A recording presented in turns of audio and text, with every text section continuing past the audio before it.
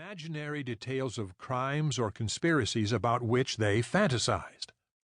Virtually all of the anonymous letters, even the coherent ones, safely could be discarded in the nut file.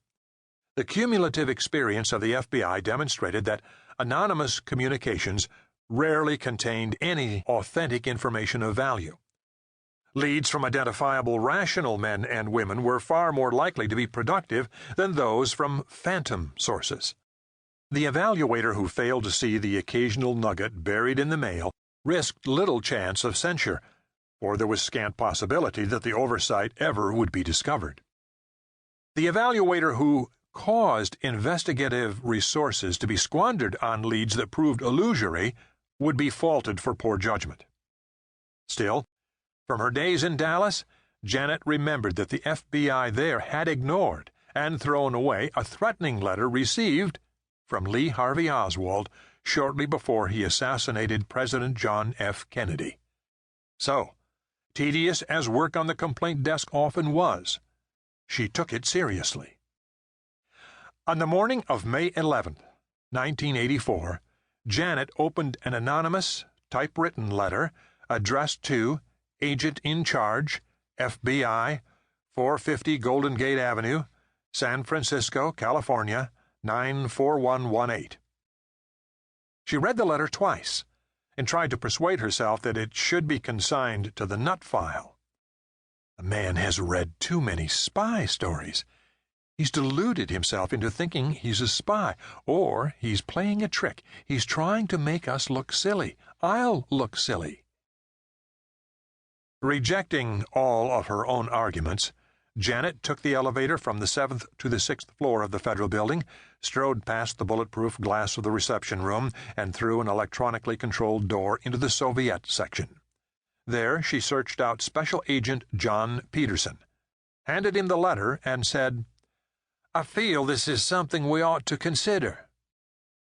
"Fine, Janet," he replied. "I'll take a look at it after lunch."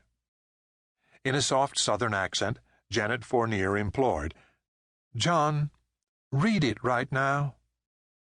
Peterson started reading, standing up, then sat down. The letter said, "Dear Sir, I have been involved in espionage for several years. Specifically, I've passed along top-secret cryptographic key lists for military communications, tech manuals for same, intelligence messages, and etc. I didn't know that the info was being passed to the USSR until after I had been involved a few years, and since then I've been remorseful and wished to be free. Finally, I've decided to stop supplying material. My contact doesn't know of my decision. Originally, I was told that I couldn't get out without approval. This was accompanied by threats. Since then, I believe the threats were a bluff. At any rate, the reason for this letter is to give you, FBI, an opportunity to break what probably is a significant espionage system. I know that my contact has recruited at least 3 other members that are actively supplying highly classified material. I have the confidence of my contact.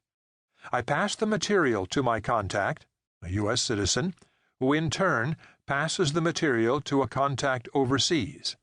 His actual status, KGB or whatever, I don't know.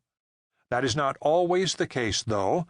Sometimes U.S. locations are used.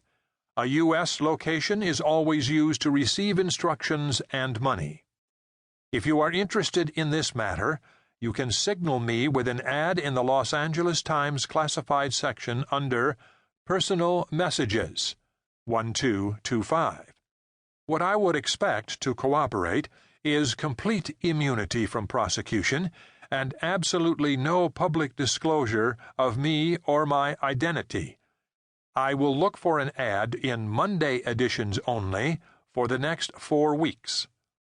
Also, I would desire some expense funds depending on the degree that my livelihood is interrupted.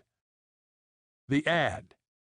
Start with Russ, followed by whatever message you desire to pass. If your message is not clear,